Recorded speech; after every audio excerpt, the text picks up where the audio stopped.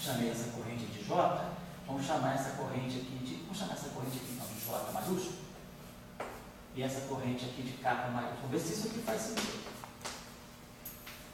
Então eu teria uma fonte, eu teria duas correntes.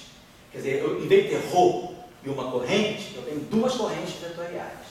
Se eu tirar a divergência disso, divergência do rotacional é zero. Então essa corrente ela satisfaz uma equação tipo continuidade. Ela é uma corrente tipo estacionária. Divergência de J igual a zero. Mas, se eu tirar, por exemplo, a divergência dessa equação, aqui, se eu tirar o DDT do kappa, eu vou produzir um DDT do φ. Tá certo. Então vamos ter que eu tirasse, então eu peguei, se eu tirasse uma derivada temporal dessa corrente, se eu tirar o rotacional disso aqui, o rotacional do gradiente é zero. Vamos tirar o rotacional dessa equação. O rotacional do gradiente é zero. Rotacional, aí eu vou ter beta DDT rotacional de W. Isso aqui vai dar alguma coisa. Mais rotacional de K. Agora, o rotacional de W é J. Então eu tenho uma equação de continuidade. Ó. Só que não é uma equação de continuidade com divergência, com rotacional. A derivada temporal dessa corrente, mais, porque isso aqui está fazendo o papel de DDT de ρ, mais divergência do J igual a zero. Então eu tenho duas equações de continuidade. Então está começando a fazer sentido esse sistema. Eu estou com alfa e beta. Por que eu estou deixando alfa e beta livres? Porque eu quero que no fundo esse sistema seja relativístico. Então eu quero ter equações de onda com a velocidade da luz aí. Então eu posso ajustar os parâmetros alfa e beta para ver se sai alguma coisa tipo d'Alembertiano igual a zero. Então, vamos ver. Então, eu estou só montando o sistema com vocês. Então, do ponto de vista assim, só dos argumentos fundamentais, os primeiros princípios, né? Então, tem dois campos vetoriais. Quero escrever um sistema tipo eletromagnético para esses dois campos vetoriais. Então, um campo suporta a propagação do outro, como acontece no eletromagnetismo. dEdt gera B, dBdt gera E. dBdt gera E e dEdt gera B no vácuo. Vamos colocar corrente. Então, o único jeito de colocar corrente aí é no rotacional do W, porque a derivada temporal do φ, ela só pode servir, ela só pode entrar na equação de divergência do W. E a derivada temporal do W só pode entrar, claro, na equação do gradiente do φ. Então, isso aí. E aí eu botei duas correntes para poder fechar algum tipo. Então, a equação de continuidade aí seria, eu teria um sistema de equações de continuidade um pouquinho estendido. Eu teria uma corrente. Essa corrente tem divergência nula, mais a derivada dessa corrente, mais o rotacional dessa corrente é igual a zero. A parte com o fator beta que apareceu aqui parece. Não é importante. Depois a gente vai acertar isso. Daria um exercício para vocês. Dentro dessa tarefa, o primeiro exercício seria vocês entenderem essa estrutura de corrente. O que significa uma equação de continuidade com uma grandeza vetorial? Não tem mais uma continuidade com uma grandeza escalar. Eu não tenho DDT de ρ dando divergência de J. Eu tenho DDT do J dando rotacional de kappa. Como é que eu interpreto essa equação? Quer dizer, o que está conservado aqui? E por que eu tenho duas correntes? Que sistema pode ser esse? Né? Então, eu não tenho uma carga, nesse sentido, esse problema ele carece da existência de uma carga. Eu não tenho uma carga. Eu tenho já vetores. As fontes são dois vetores. Se o problema é estático, o DDT do J é zero. Se o problema é estático, eu tenho rotacional de kappa igual a zero, divergente de J é sempre zero, em qualquer caso. Então, eu tenho, no caso estático, eu tenho duas correntes. Então, eu tenho um problema que só tem fontes de corrente. E quando eu boto uma carga em movimento, fica muito claro. Quando eu pego uma carga, está em repouso, está aqui. Quando eu boto uma carga em movimento, o que ela gera? Uma linha, que é a corrente, gera um vetor, J. Então, uma carga em movimento, lei de continuidade, se eu pegar uma carga que está num ponto delta, carga multiforme, se eu colocar ele em movimento, eu vou gerar o DDT disso aqui, quer dizer, aí o x vai ser um x de t, quer dizer, eu vou ter uma função, a densidade vai ser DDT de menos o x da partícula, né, vamos dizer, o x da coordenada espacial, menos o x da partícula da carga, né, vou usar o x da carga no instante t, então isso aqui, em cada instante de tempo, a partícula, a carga está num ponto x do espaço. Então, naquele instante de tempo, essa função delta está me dando a posição precisa. Quando eu derivar isso em relação ao tempo, a gente vai produzir a derivada da função delta, né? Eu vou produzir aqui produzir a velocidade, derivar o x em relação a t. Então, isso aqui vai me dar alguma coisa do tipo qv, e aí aqui a função delta. A derivada da função delta. Então, eu produzo o ρ. Então, ou seja, a carga em movimento ela produz uma corrente vetorial, que é no fundo a sua velocidade. No fundo é isso aqui. É ρ vezes g. Vou colocar assim, deixa eu parar isso aqui.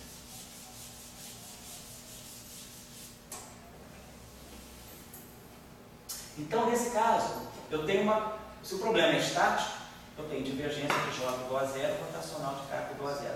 Se eu colocar a corrente J, se eu tiver no referencial onde a corrente J está no jeito, se eu começar a me mover, eu vou dar, pelo meu movimento, eu vou ver essa corrente se deslocar. Então, eu vou começar a gerar uma corrente K. Então, o meu problema, na verdade, o problema estático, ele pressupõe a existência de duas correntes. Uma corrente, quando se movimenta, um vetor, quando ele se movimenta, ele gera uma superfície, né? E uma carga, quando ela se movimenta, uma carga pontiforme se movimentando, ela gera uma linha de universo. E a essa linha eu associo a corrente. Agora, se eu tenho um vetor e esse vetor se movimenta, ele vai gerar uma superfície. Não uma linha de universo, mas uma superfície de universo. Então ele vai estar se movimentando e gerando uma superfície. Então, o que está acontecendo com o meu campo eletromagnético? O meu campo eletromagnético, ele é emitido. Essa carga está se movendo, né? O meu campo eletromagnético interage com J. Né? Tem J escalar A, tem o Q, φ. Essa interação eletromagnética. A carga interage com o potencial, a energia potencial de interação, vocês lembram lá, né? Q vezes o potencial, a carga vezes o potencial no qual ela é colocada, e a interação de uma corrente com uma carga, de um potencial vetor, é isso aqui, interação magnética. Então, significa que eu estou gerando uma superfície. Então, uma superfície, eu teria dois vetores, né? Uma superfície, uma linha caracterizada por um vetor, uma superfície é caracterizada por dois vetores, né? Eu posso pegar o elemento infinitesimal de área, eu tenho dois vetores infinitesimais. Então, na verdade, quem vai se acoplar nessa corrente aqui vai ser um campo de uma natureza distinta, vai ser um campo que tem que ter dois índices vetoriais, então vai ter que ser um campo de natureza matricial. É como se eu tivesse um campo φ com dois índices em J. Em vez de ter um campo eletromagnético aí, que se acopla com essa corrente, um campo φ que se acopla com essa carga, eu teria um campo φJ que tem que se acoplar com essa corrente, com esse elemento de linha e esse elemento de linha. Então eu teria um problema, basicamente, que eu estou descrevendo um objeto estendido que está se deslocando. É como se fosse uma corda. Em vez de eu ter a interação de um objeto pontiforme irradiando, é como se eu tivesse uma pequena corda se propagando, e essa corda é o objeto carregado. Essa corda é característica. Então, na verdade, eu teria um problema tipo um objeto estendido gerando essa radiação. Seria a radiação gerada por um objeto estendido. Por exemplo, é um monopólio magnético, não, tá? Então, vamos lá. Então, eu vou completar o nosso problema. Vou ver que eu perco um pouquinho mais de tempo na aula de hoje, não faço o resto, mas para a gente poder... Sabe que eu acho que é importante a gente fazer essa cozinha, né? Ver a comida sair. Estou preparando a comida, né? Estou botando a comida pronta na mesa, não. Então, vamos lá. A gente já descascou algumas coisas. Já descascamos os legumes, né? Agora tem que cortar o legumezinho aí, né? Qual é o próximo passo na minha cozinha aí? É ver se isso aí satisfaz uma equação de onda. Queria ter um sistema relativístico. Então, tudo indica que esse sistema tem a ver com alguma lei de conservação. Vamos ver agora como eu tiro a equação de onda. A equação de onda a gente sabe, é só tirar DDT de cada campo, né? Vamos ver se a gente pode gerar a equação de onda a partir daí. Aí, então, eu vou fazer uma coisa mais perversa um pouquinho. Então, naquele exemplo, eu gerei esse, construí com vocês. Agora eu vou deixar o exemplo mais perverso, que é vocês sozinhos construir o que o Dória pediu, um exemplo com dois campos vetoriais. Então, vendo essa cozinha aqui, eu vou deixar, fazendo esse prato básico, eu vou deixar para vocês um prato um pouquinho mais elaborado, com dois vetores, tá certo? Então, depois vamos passar da comida italiana para a comida japonesa, é mais complicado. Então, deixar depois, faz conta, vocês estão preparando aqui uma lasanha, um tortellini aí, é mais simples, eu vou deixar para vocês aí um sushi bem complicado. Vamos lá. que eu posso fazer? Vou derivar em relação ao tempo essa equação aqui. Então eu vou ter divergência, esse vai me levar. Divergência do do W igual a alfa de 2 dt2 do φ. Então eu gostaria de ter uma equação de onda para φ. Então eu gostaria, de uma certa maneira, produzir um laplaciano de φ. Para eu produzir um laplaciano de φ, o ideal é tirar a divergência da última equação. Então, se eu tiro a divergência da última equação, então aqui eu tirei o ddt para produzir a derivada segunda do tempo do φ. E aqui eu tiro uma divergência, que eu produzo o laplaciano de φ. Então se eu tirar a divergência aqui, eu vou produzir mais beta ddt, vamos ver o que isso aqui dá. Divergência do W. Vamos supor que eu estou fazendo o seguinte, vamos supor que eu estou fazendo no VAR. Quero ver a equação, quero ver se no VAR eu ganho a equação de onda. Vamos colocar assim. Quero ver se no VAR, no vazio, eu ganho a equação de onda. Um campo gerando o outro, não tem corrente para ajudar. É o E gerando B, o B gerando E só. Vamos fazer isso. Então, se eu pegar a última equação, eu estou tirando a divergência dela para produzir o laplaciano de φ.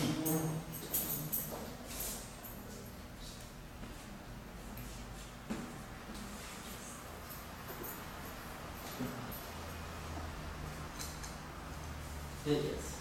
Então vamos dizer que eu coloco esse beta aqui em evidência, coloco esse beta aqui, 1 sobre beta. Vou fazer isso. Agora, a divergência do W, eu já tirei isso. Mas se eu subtrair uma equação na outra, então essa equação aqui, essas duas equações, computando derivada temporal e derivada espacial, supondo que eu não tenho nenhum escrúpulo de fazer isso, se já tudo derivada em segunda contínua, eu subtraindo uma equação da outra, por exemplo, subtraindo isso disso, ou essa, eu vou ter alfa d2 dt2 do φ menos 1 sobre beta laplaciano do φ igual a zero. Está com uma carinha de uma boa equação de onda. Desde que eu traga esse alfa, esse beta para cá, multiplica essa equação por alfa beta, parece que alfa beta deveria ser 1 sobre C2. Se eu tomar alfa beta igual a 1 sobre C2, eu estou ganhando uma equação de onda. Se alfa beta for igual a 1 sobre C2, o que eu tenho da Lambertiano de φ igual a zero. Então eu tenho uma radiação se propagando com a velocidade da luz no par. Faz sentido. No primeiro passo, agora tem que ver se vai acontecer o mesmo com o W. Então a gente já fixou uma relação entre alfa e beta. A gente agora está amarrado. Alfa e beta tem que ser 1 sobre C2, eu não posso deixar de ganhar uma equação do W. Agora eu vou derivar a última equação em relação. Então, só o primeiro ponto. A gente já entendeu a estrutura de corrente, entendeu que existe uma lei de conservação. Fisicamente, nós entendemos que o que deve estar acontecendo é que esse sistema deve estar descrevendo a radiação gerada por um objeto estendido que se propaga no espaço. Ou seja, uma cordinha se propaga. Alguma coisa que essa corda carrega, um número quântico, que é uma física. Essa física gera um campo vetorial e um campo escalar. Tá? Então é mais ou menos o que está acontecendo. E esse sistema pode ser relativístico desde que alfa e beta sejam um sobre C2. Vamos fazer agora, vamos tirar a equação de onda para o W.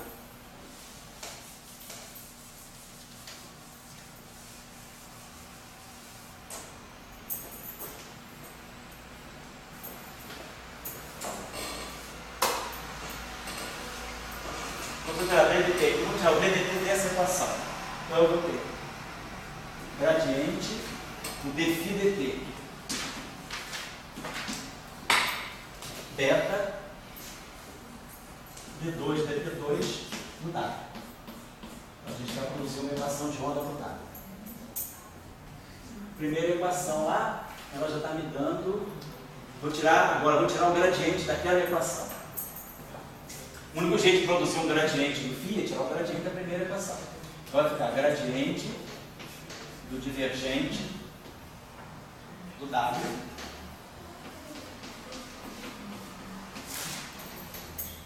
igual a alfa. Vou botar aqui ao contrário.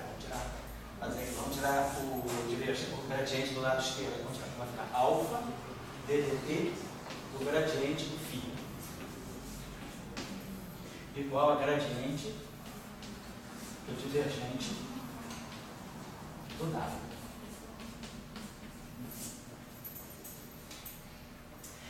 eu não tenho como usar a equação de baixo. A equação de baixo diz que no vácuo, o rotacional de W é zero. Nós sabemos o seguinte, rotacional do rotacional de W, rotacional do rotacional de W vai ser epsilon I J kappa epsilon kappa NN DN WN. Então eu vou ter delta de IN, então tá, DJ DI, delta de M, delta de JN, WN, menos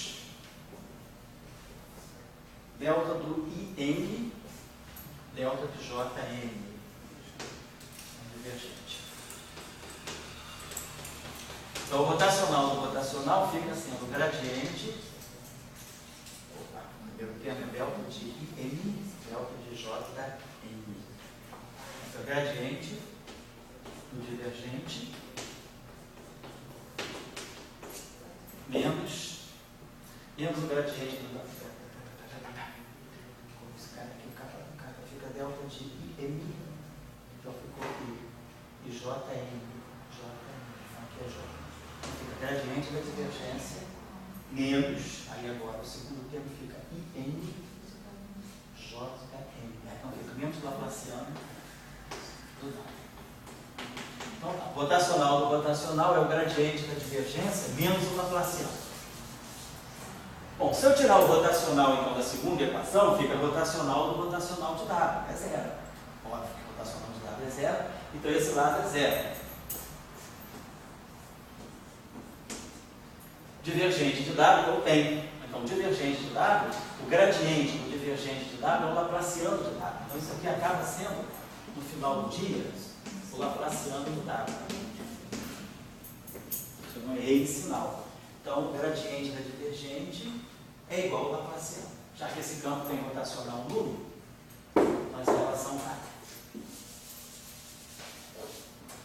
Então, se eu agora subtrair uma equação da outra, eu quero produzir a equação de onda. Então, eu vou subtrair essa equação dessa. Isso aqui cancela. Então, nós vamos dividir tudo por beta. Então, divide essa equação aqui por beta. Divide essa equação aqui por beta.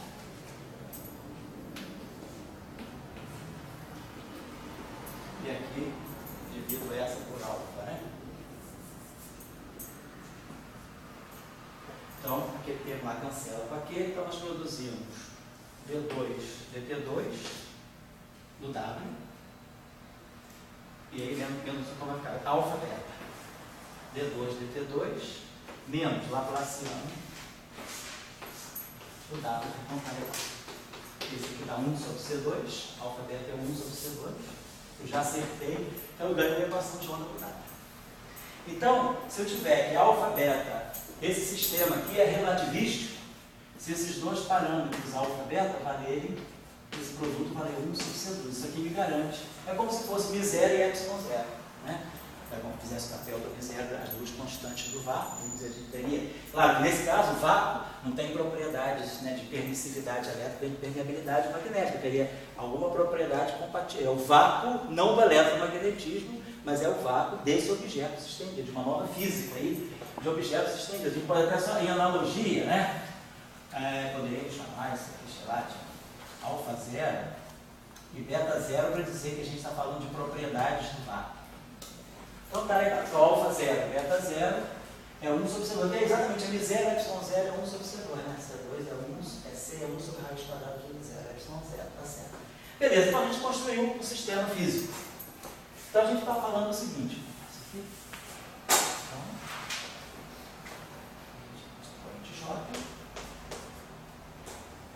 beleza, então estou dando para vocês, a gente construiu juntos aqui um sistema de dois campos que se autossustentam no vácuo e eles têm origem em correntes externas de natureza vetorial. Então é um problema que não está descrevendo fontes uniformes, mas deve estar descrevendo alguma fonte, está descrevendo alguma coisa assim, um objeto desse tipo aqui se propaga, e vai se propagando, vai gerando essa superfície, e essa superfície aqui vai emitindo campo, né? Vai emitindo radiação. que nem a carga que vai se propagando vai emitindo o campo. De repente, claro, eu vou ter um outro objeto aqui que vai receber essa interação, então eu vou acoplar essas duas fontes, né? Essa carga vai trocar interação com essa carga por meio desse campo. Então eu poderia perguntar qual é o potencial associado a essa força. Se tivesse um problema estático, falasse com vocês, então esse campo aí está gerando, então uma tarefinha 1, exercício simples, de eletrostática mesmo. Suponhamos que eu tenha, colocar assim uma fonte, suponhamos que eu tenho um problema estático. O problema estático aí seria, não tem dependência temporal. Então esse campo aqui é zero, esse campo aqui é zero, essa derivada é zero, essa derivada é zero. Suponhamos então que eu teria divergente de W igual a zero, problema estático, divergente do W igual a zero, então provavelmente o W é o rotacional de alguma coisa. Rotacional do W igual a J, por exemplo. E o gradiente do φ igual a K. Então, suponhamos que o meu problema é bem simples. Eu dou o seguinte problema para vocês. Não tem fonte J. Problema, quer dizer, ou eu tenho carga elétrica ou eu tenho corrente magnética, ou corrente elétrica. Então, nesse caso, eu vou fazer a seguinte brincadeira. Suponhamos que eu tenho essa situação. Não tenho fonte J, só tenho fonte K.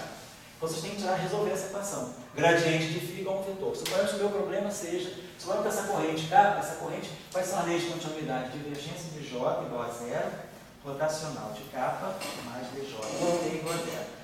Rotacional de K igual a zero. Então, a minha corrente K, ela tem que ter, quer dizer, alguma coisa desse tipo. As minhas equações de conservação seriam divergente de J igual a zero e ddt de J mais rotacional do K igual a zero, algo desse tipo. Então, se eu tenho essa corrente aqui, então essa corrente aqui tem que ter rotacional nulo. Essa aqui tem divergente zero, e essa aqui teria rotacional zero. Uma corrente que eu vou pegar, uma corrente com rotacional zero, então seria uma corrente de outra vida. A gente poderia pegar um campo desse tipo. Só que eu pegasse um K que fosse, a minha corrente fosse ao longo do eixo dos eixos. O eixo dos eixos está conduzindo uma corrente, que eu vou chamar de K0, corrente uniforme, na direção Z, e essa corrente está toda concentrada no eixo dos eixos. Então tem delta de X, delta de Y. Isso aqui me dá uma corrente ao longo do eixo dos eixos, uma corrente uniforme, né? Como se fosse um fio infinito ao longo do eixo dos eixos. Então esse fio infinito vai gerar um fio, cujo gradiente é isso. E esse W é. Então, tentem fazer esse problema. E aí a pergunta que vocês podem fazer é: se eu tiver dois fios infinitos, como é que eles interagem? É problema de eletromagnetismo, duas cargas. Qual é a lei de Coulomb entre duas cargas? Vocês sabem? Pega o potencial. Então agora eu tenho dois. Né? Então o problema, eu vou transplantar esse problema, vira um problema de eletromagnetismo, para vocês entenderem a interação entre duas correntes, por exemplo, trocando essa interação. Então a primeira parte do exercício seria entender, vamos dizer assim, o limite estático, calcular o campo φ estático, o escalar estático, sem fonte J. E depois perceber, se eu tivesse duas fontes, quer dizer, uma corrente ao longo do eixo dos eixos, uma corrente paralela, por exemplo, no mesmo sentido e sentidos opostos, se essas correntes podem se atrair ou se repelir. Tá? Então o problema é um problema de eletrostática. Estudar o limite eletrostático desse sistema. Agora sim, vamos chegar lá na questão que eu estou colocando para você. Tirar a expressão da energia. Então, tirar a expressão da densidade, tirar a equação ddt da densidade de energia, mais a divergência do vetor de Point. Vamos botar no vácuo, vamos botar fora do vácuo para poder perceber as forças. Aqui igual termo de fontes. Depois que tiver o vetor de Point desse sistema, vocês podem calcular a derivada temporal do vetor de Point. Então vocês vão ter aqui o tensor de tensões, a estrutura é sempre essa, tensor de cisalhamento, e aqui vocês vão ter a densidade de força. Isso seria interessante. Vocês verem como é que justamente vai ser a força, vocês vão ter uma expressão análoga à força de Coulomb. Da mesma forma que se vocês tiverem um sistema desse tipo, vocês pegam um sistema diferente que não seja eletromagnético, como é que vocês podem intuir, né, ou calcular, se for o caso, qual é a lei de força? Esse é o procedimento. Então vocês vão calcular, nesse caso, se chega essa radiação, um campo W e um campo φ, essa radiação é jogada, ela encontra a corrente J e K, qual vai ser, quer dizer, qual vai ser o análogo disso aqui?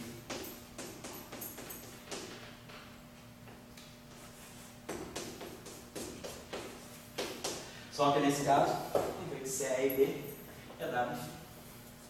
Como é que vai ficar a estrutura de força? E aí, com isso, vocês vão poder começar a entender como é que duas cargas interagem. E aí vocês vão saber como é que as correntes interagem com os campos. Então, se eu tiver uma corrente, ela gera um campo, e eu boto a outra corrente no campo da primeira, eu vou tirar qual é a força. Então, vocês vão tirar, no fundo, a força de Coulomb para esse sistema. Entenderam qual é a metodologia? Tá? Tentem fazer esse exercício. Porque está aparecendo muita coisa nova na física de materiais, está aparecendo muito sistema interessante que vale a pena a gente saber como modelar. Então, de repente, você tem um sistema que você não consegue escrever com as equações usuais, a gente tem que aprender a mexer com essas coisas, né, para poder modelar esses sistemas. Então, isso aqui é como se fosse um eletromagnetismo, né, disfarçado. Quer dizer, tem uma estrutura tipo eletromagnetismo, mas não é interação eletromagnética. Que interação é essa? Pois não, querida? Gabriela, lá, fala. O Epsilon é densidade de energia. É aquele, o meio, muitas vezes nos livros o pessoal chama de densidade de energia de 1. É a densidade de energia por unidade de volume. Certo? Densidade de energia. Às vezes o livro chama de U, muitas vezes eu acho que o eletromagnetismo, Jackson, o Panofsky, os livros em geral chamam. O próprio Heitzmilfer, eu não sei o nosso amigo famoso, aí todo mundo gosta muito, que é o que você usa lá na UF? Livro de elétrica lá da UF? Griffiths, isso, eu não sei se o Griffiths usa densidade junto também, é parecido. Beleza, então está claro o problema agora? Está claro o problema agora? Dado um sistema, construir a física desse sistema. Agora eu vou deixar a tarefa 4, que é a tarefa top, né? Tarefa aí, top 4, vamos lá. Tarefa 4, que é a tarefa mais enrolada. É a tarefa aí já nível de doutorado, vamos lá. Dá para vocês fazerem, todo mundo já sabe fazer, é só pensar um pouquinho e sentar. Vamos supor então que eu tenha dois campos vetoriais, eu não tenho mais dois campos, um escalar e um vetor, não. Tem dois campos vetoriais. É um campo chamado W,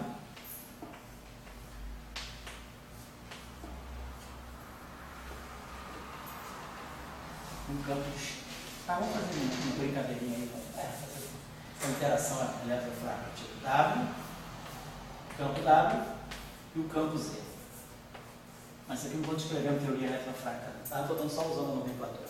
Então eu tenho um bóson, dois bósons vetoriais, o W e o Z. Então eu tenho esse sistema de campos. Quero que um campo seja fonte do outro. Então é claro, como esse sistema aqui tem dois vetores, então eu tenho que tirar a divergência do W, tenho que tirar a rotacional do W, tenho que tirar a divergência do Z. É como no eletromagnetismo, e rotacional do Z. Tá?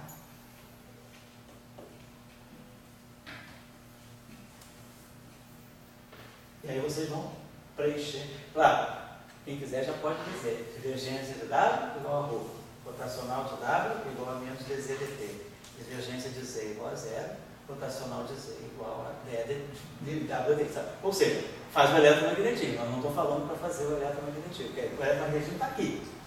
Varia um pouquinho, tem que mudar. Né? Se fosse o eletromagnetismo, dá certinho. A divergência de um cara é uma coisa, o rotacional do W seria fazer o papel do rotacional do E e o Z faria o papel do B. Tudo bem, mas não é isso que eu quero. Não quero eletromagnetismo, não. Tentem variar, tentem fazer um outro sistema, se vocês podem, né? Esse sistema com dois campos vetoriais, tá?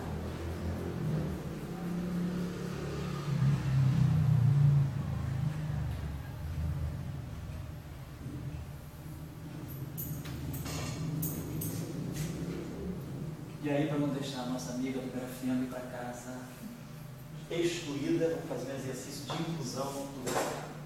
Vamos fazer a tarefa número 5.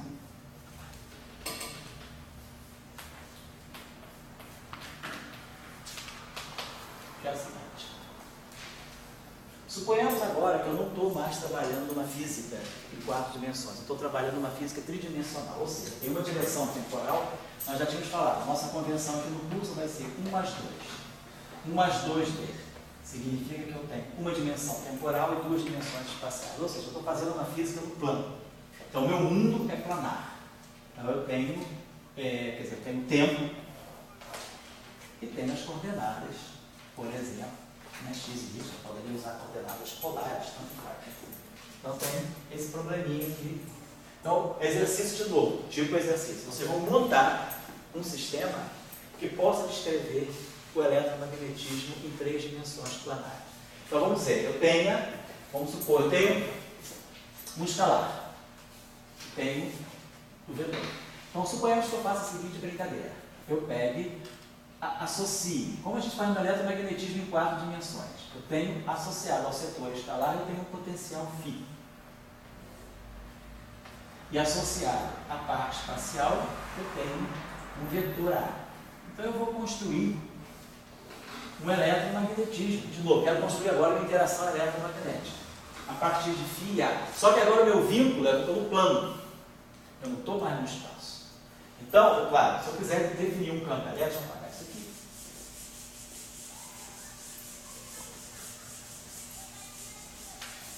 Deixava só encaminhar para vocês continuarem, montarem as equações. Então, sempre que eu tenho um campo elétrico, vou chamar de E pequeno, porque eu estou no plano, não estou no espaço, esse campo elétrico aqui seja menos o gradiente de φ menos dAdt. Isso aqui é um vetor bidimensional, isso aqui é um vetor bidimensional. E agora, o meu campo B é o rotacional do A. Só que quando eu vou para 2 dimensões, em 2 dimensões o rotacional não é um vetor. O rotacional só é um vetor em 3 dimensões. Em 2 dimensões o rotacional se eu pegar o rotacional, ele é componente x do rotacional é dy do AZ menos dz do AY. A componente y do rotacional é dz do AX menos o dx do AZ. E a componente z do rotacional é dx do AY menos o dy do AX. Se eu estou em 2 dimensões, eu não tenho componente z. Isso aqui não existe. Isso aqui não existe. Mas eu também não tenho componente z do meu campo. Então isso aqui não existe. Isso aqui não existe. Então em 2 dimensões só me sobra isso. A única coisa que eu posso fazer com o rotacional é dx aí tem isso. Então o rotacional não é um vetor, é um escalar. É pseudo-escalar. Então isso aqui é a expressão do rotacional. Então o meu campo magnético ele perde a flechinha. O gradiente tem a flechinha, o A tem a flechinha. Mas o B não tem a flechinha, porque ele é o rotacional. O rotacional eu posso escrever dessa forma, em 2 dimensões planares, epsilon e j, di mais j. Leve típica, epsilon 1, 2, vale 1. Então fica d1 do A2, que é o dx do AY, menos o d2 do A1. Então, o meu eletromagnetismo planar, no grafeno, né, quando você fala do grafeno, que é hoje a estrutura mais planar, que nós temos realmente monolayer, né? É uma camada de átomos só, quer dizer, alguma coisa que pode ter uma espessura na faixa do nano, né? De 10 a menos 10 metros, um angstrom, né? Meio angstrom até, é uma estrutura realmente monocamada, né? Atômica. Então, isso é um objeto realmente planar. Nós perdemos a noção da terceira dimensão. Então, esse sistema aí, o sistema eletromagnético agora, ele não tem, é muito parecido com o exercício que eu fiz com vocês agora cedo. Um campo vetorial e um campo escalar. O exercício que nós fizemos hoje do W e do φ. Nós montamos aquelas equações do W e do φ, é bem parecido com esse, só que esse problema está em 3 dimensões. Quer dizer, lá eu tinha um vetor em 3 dimensões espaciais, e um escalar em 3 dimensões espaciais. Aqui eu tenho um vetor em 2 dimensões espaciais e esse escalar veio em 2 dimensões espaciais. Eu estou em 2 dimensões espaciais, eu tenho um vetor A e um escalar φ. Então, o meu sistema eletromagnético, ele deve ser isso aqui, em 2 dimensões, no plano, quer dizer, numa física planar. Vamos chamar isso aqui de eletrodinâmica planar.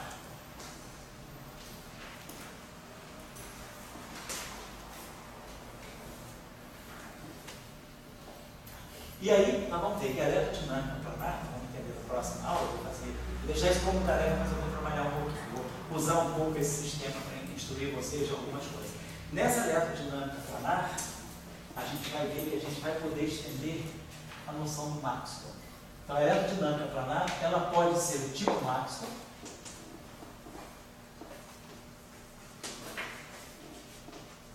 então ela pode ser puramente maxwelliana, vocês podem ver. Mas aí o que vai estar descrevendo uma eletrodinâmica escalar? Se ela é rica, se ela é pobre? Será que o fenômeno eletromagnético, no plano, ele consegue ser só maxwelliano? Vamos discutir isso. Ou eu posso introduzir uma estrutura nova, que nós vamos ver depois que chama estrutura de Jan-Simons.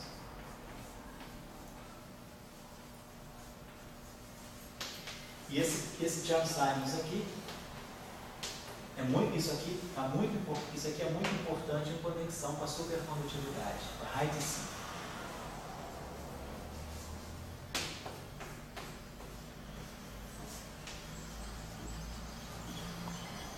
Os supercondutores tipo altas, esse termo aqui, essa variante da eletrodinâmica maxwelliana no plano é muito interessante. O grafeno, ele se localiza aqui.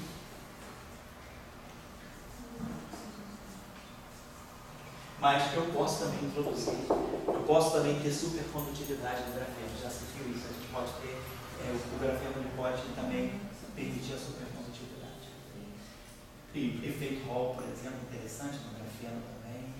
Então tem algumas estruturas muito interessantes que a gente precisa averiguar melhor como é que fica a interação eletromagnética em 3 dimensões. Depois, os cosmólogos presentes, né? Está sabendo hoje em dia que tem uma grande atividade, pensando que uma grande parte da comunidade acredita que o nosso mundo seja uma cinco-brana no universo, né? Um universo de brancos, nós possamos viver numa brana 5-dimensional, em que nós, no mundo de Minkowski, nosso mundo é a superfície 4-dimensional de uma cinco-brana, que o pessoal chama na literatura de espaços de ADS. Então, são espaços de antivisível, uma constante cosmológica. Então, nós estamos aqui, um ADS 5, é como se o universo todo fosse um ADS 5, um mundo 5-dimensional, mas nós vivêssemos numa fronteira minkowskiana, 4 dimensões, desse universo 5-dimensional. Isso aqui, a 5ª dimensão, ela entra perpendicularmente ao espaço do Minkowski. Isso aí é uma tendência, é uma coisa que está ligada a uma visão de cosmologia, a cosmologia de Brandas. Ela vai um pouco nessa direção, baseada na ideia de que esse espaço é a solução das teorias de Corda. As teorias de Corda, elas dão uma possível estrutura do universo, essa estrutura dessa. Então a pergunta é, o que é o eletromagnetismo no mundo 5-dimensional? O problema todo, quem leva toda a informação da dimensão é o campo magnético. O campo elétrico, ele é muito pobre nesse sentido. Para onde você carrega o campo elétrico, ele vira um vetor daquele espaço. O campo elétrico ele é sempre um vetor do espaço onde você vai, mas o campo magnético ele muda completamente de figura. Vocês viram, o campo elétrico ele continua sendo um vetor no plano. No caso do grafeno, o campo elétrico ainda é um vetor, mas o campo magnético passou a ser um escalar. Se eu desço uma dimensão, a matéria condensada, hoje nós temos já os nanofios. Então não tem mais só objetos bidimensionais no sentido planar. Tem também objetos unidimensionais. Eu posso fazer física em uma dimensão espacial e uma dimensão temporal. São esses chamados nanotubos aí. E aí eu pergunto, se eu for fazer um eletromagnetismo em uma dimensão espacial, eu não tenho nem rotacional. Eu não tenho nem campo magnético. O fenômeno eletromagnético ele passa a ser só um fenômeno magnético. Então o campo magnético ele é muito revelador. Ele sempre diz em que dimensão você está. Se você olhar para o campo magnético, você sabe qual é o seu espaço dentro. Então, se eu estou em 3 dimensões, nós vemos, nosso mundo. O campo magnético acontece de ser um vetor porque nós estamos em 4 dimensões espaço-temporais, 3 dimensões espaciais. Se o nosso mundo tivesse uma dimensão espacial a mais, ou uma dimensão espacial a menos, o campo magnético deixa de ser um vetor. A dimensão crítica para um campo magnético ser vetorial é justamente 3 dimensões espaciais. Então, comecem a pensar um pouco nessa direção. Então, nós estamos fazendo uma física agora, onde o campo magnético não escalar. Os cosmólogos vão fazer uma física onde o campo magnético é o quê? quando eu estou em 4 dimensões espaciais e 1 dimensão temporal. Quando eu estou no universo de 5 dimensões, no ADS. Claro, a ADS 5 é um pouquinho diferente, a ADS 5 na verdade é isso aqui, é 2 mais 4.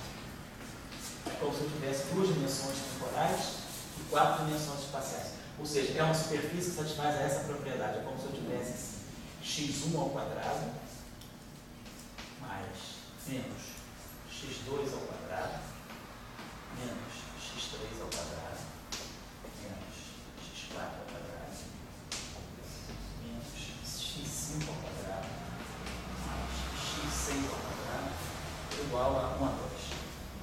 Como se eu tivesse uma esfera, 6 dimensões, quer dizer, uma esfera com 6 coordenadas, mas esse vínculo dá 5 dimensões. Eu posso escrever o x6 em função de x1 e x5. Então isso aqui é uma superfície 5-dimensional embebida no mundo 6-dimensional. Mas eu tenho 4 direções tipo espaço, 2 direções tipo tempo. Então é um espaço desse tipo. Isso é o nosso ADS. A pergunta aí, você vai fazer física. Vamos pensar, é um negócio sério. Pensem um pouquinho. Mas aí vocês têm que entender sempre o problema é o campo magnético. Coisa que o grafeno já dá para vocês. Fala aí, querido. Isso faz o campo magnético ser mais importante ou mais influente da forma? Eu penso que sim. Minha visão seria que sim. Porque o campo magnético, ele te dá uma nítida, ele tem uma nítida relação com a dimensão do espaço-tempo. Ele é muito mais sensível à dimensão do espaço-tempo do que o campo elétrico. Eu acredito que sim, eu vejo dentro do eletromagnetismo, claro que a gente tem E, B, BE, mas eu acredito que o campo magnético seja algo muito mais importante. Mas como que justifica isso? Em que sentido você diz justificar por que ele muda? Você deve muitos argumentos matemáticos, Isso. mas fisicamente, o que justifica isso? Primeiro, na aula passada, nós discutimos um pouco nessa direção, claro, foi uma discussão muito preliminar, mas o que justifica isso é onde é que está o cerne da interação eletromagnética. O cerne da interação eletromagnética está nos potenciais. Qualquer partícula, ela percebe o potencial. Seja na mecânica clássica, o hamiltoniano, ele vê o fio A, ele não vê o ego. Quem vê o ego é a força. É um conceito mais newtoniano. Então, o fio A, se você tem um potencial escalar e um potencial vetor, o potencial vetor, ele segue o espaço que você vai. Qualquer espaço que você vai, é um vetor. E o escalar, qualquer espaço que você vai, é um escalar.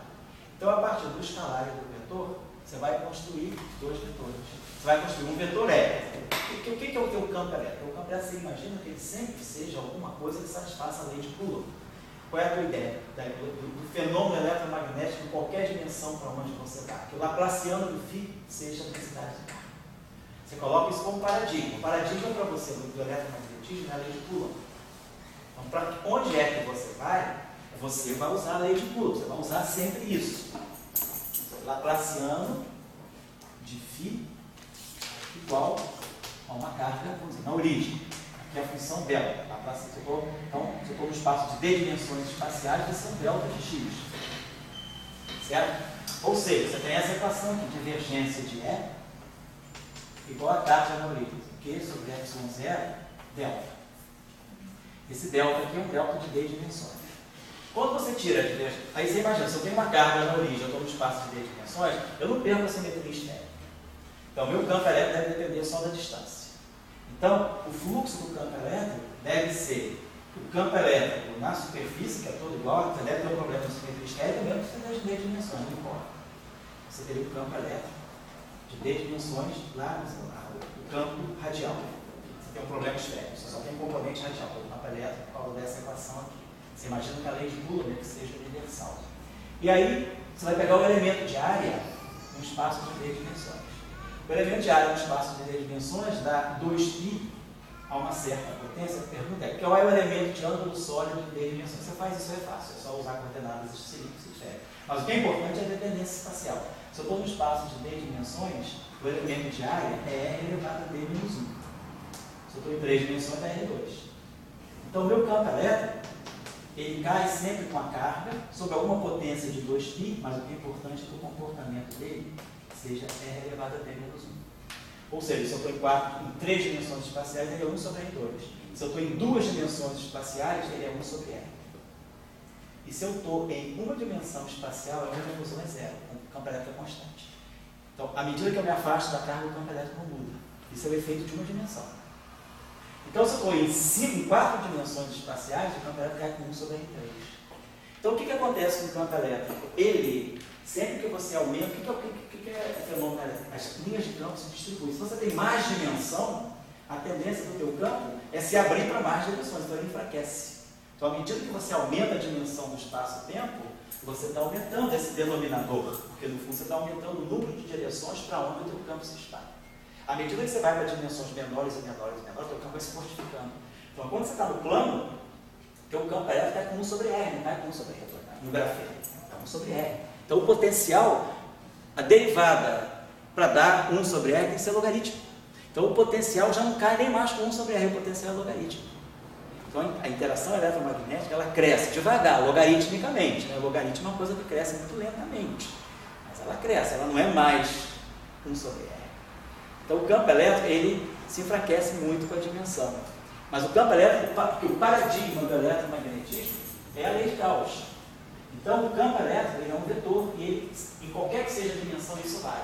Mas o campo magnético é um rotacional de um vetor. Então, você imagina que você está em 4 dimensões, não 3. Porque se você tem um vetor em 4 dimensões, você tem AX, AY, AZ e AW. O que é o rotacional? Vai ter que tirar DX, DY, DZ, DW.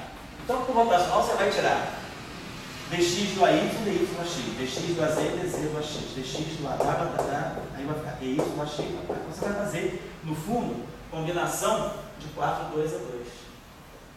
Vai pegar sempre um elemento daqui, por exemplo, vai pegar desses 4 elementos, vai fazer sempre uma coisa antissimétrica. Você vai ter sempre algo dx do AY menos dy do AX. Você vai poder tirar dx do AZ menos dz do AX. Porque o rotacional é sempre antissimétrico. D de alguma coisa, daquela é sempre essa estrutura. 1, 2, 2, 1. Você não pode falar dx do AX, dx do AX, dx do AX dá 0. Dx do AY menos dy do AX. Dx do AZ menos dz do AY. Dx do AW menos dw do AX. E assim você vai. Então, você vai formar 6 objetos independentes aqui. Combinação de 4, 2 a 2. Certo? Então, o teu rotacional em 4 dimensões é um objeto com 6 componentes. É uma coisa antissimétrica. O fundo rotacional é uma matriz. Ele vai ser algo desse tipo. É porque você está em 3 dimensões, e justamente 3 dimensões, ela é crítica, no sentido de que toda matriz antissimétrica 3×3 é equivalente a um vetor. Se você pegar uma matriz antissimétrica 3×3 mais geral possível, qual é a matriz antissimétrica 3×3 mais geral possível que você pode chamar? Toda matriz antissimétrica tem diagonal dupla. Se ela é antissimétrica, aqui você tem A, aqui você tem menos A. Aqui você tem B, aqui você tem menos B, aqui você tem C, aqui você tem menos C. Então, toda matriz antissimétrica, em 3 dimensões, ela tem 3 elementos. Então, é um vetor. Você pode fazer sempre essa associação.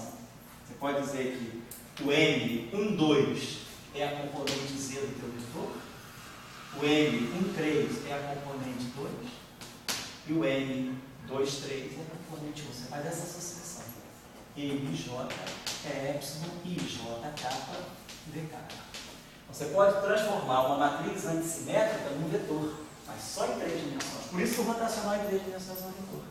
Porque em 3 dimensões, matrizes antissimétricas são equivalentes ao vetor. Porque, na verdade, o rotacional é sempre uma matriz antissimétrica, independente da dimensão para onde você vai. Só que, em 3 dimensões, uma matriz antissimétrica, pela álgebra linear, a gente sabe, é equivalente ao vetor. E se você está em 2 dimensões? 2 dimensões, que é o caso do grafeno. Qual é a matriz antissimétrica mais geral? 0, A, menos A, 0. Por isso que o campo magnético não está lá. E se você está em uma dimensão? Qual é a matriz antissimétrica 1 por 1 mais geral que você pode escrever? A diagonal dela é 1. Só tem uma elemento, ela é 0. Matriz antissimétrica unidimensional é 0. Não existe matriz antissimétrica unidimensional. É 0. Em 2 dimensões é um escalar, em 3 dimensões é um vetor. Agora, se você está em 4 dimensões, qual é a estrutura da tua matriz antissimétrica?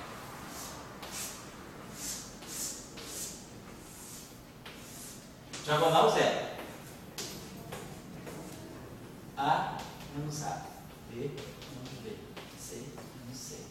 D menos D. E menos E. E menos E. Então, o elemento é um objeto de 6 elementos independentes. Então, o rotacional em 4 dimensões, ele tem 4 elementos independentes. Ele não pode ser um vetor. E teria que ter 6 componentes para ser um vetor. Então, o rotacional só é um vetor em 3D, justamente no mundo que a gente está. Se a gente já nascesse grafeno na vida, se a gente fosse grafeno, a gente ia ver um campo magnético escalar. A gente não ia ser muito complicado para a gente perceber a lei de Biot-Savart como um vetor.